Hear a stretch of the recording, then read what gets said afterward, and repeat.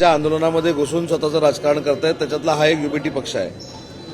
त्याच्यामुळे ज्यांना महाराष्ट्रानं नाकारलंय, महाराष्ट्राच्या जनतेनं नाकारलंय, आमदारकीला नाकारलंय, जिल्हा परिषद पंचायत समितीला नाकारलंय, नगरपालिकेला नाकारलंय, महानगरपालिकेला नाकारलंय, त्यांना कुठेतरी असा विश्वास असा वाटतोय की विद्यार्थ्यांच्या आंदोलनामध्ये आम्ही जर सामील झालो तर मतदार पुन्हा एकदा स्वीकारतील म्हणून केलेला हा केविलवाणा प्रकार आहे। मला असं वाटतं की नरेंद्र मोदी साहेबांच्या मागं एनडीएतले सगळे पक्ष हे ठामपणानं उभे आहेत। त्यातला एक मोठा पक्ष शिवसेना आहे आणि शिवसेना पक्षाच्या वतीनं आमचे मुख्य नेते एकनाथ शिंदे साहेबांनी कशा पद्धतीनं आम्ही नरेंद्र मोदी साहेबांच्या मागं उभा आहोत हे स्वतः त्यांनी सांगितलेलं आहे तुम्हाला।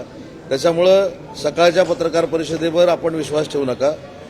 काही लोक स्वतःचं अस्तित्व जे संपलेलं आहे ते ह्या आंदोलनातनं टिकवण्याचा प्रयत्न करतायत। जे काय घडलं हे विद्यार्थ्यांसाठी घडलेलं आहे, विद्यार्थ्यांच्या मानसिकतेचा विचार करून केंद्र शासनाने निर्णय घेतलेला आहे। परंतु या सगळ्या गोष्टीवर आपणच त्याचे तारणार आहोत विद्यार्थ्यांचे, अशा पद्धतीची भूमिका काही लोक मांडतायत, त्यातला हा प्रकार आहे। आणि अजून एक मी आपल्याला महत्त्वाची गोष्ट सांगतो की ज्यावेळी हे आंदोलन संपलं त्यावेळी आंदोलनाच्या बाबतीतला निर्णय विद्यार्थ्यांनी जो घेतला होता त्यामुळे आंदोलन घडलं होतं। परंतु आंदोलन संपल्यानंतर जे खरे नीटचे विद्यार्थी आहेत त्यांनी कशा पद्धतीनं घुसलेल्या पक्षांबाबत, आंदोलनामध्ये घुसलेल्या पक्षांबाबत त्यांची भूमिका मांडली हे देखील तुमच्याकडनंच आम्ही बघितलेलं आहे।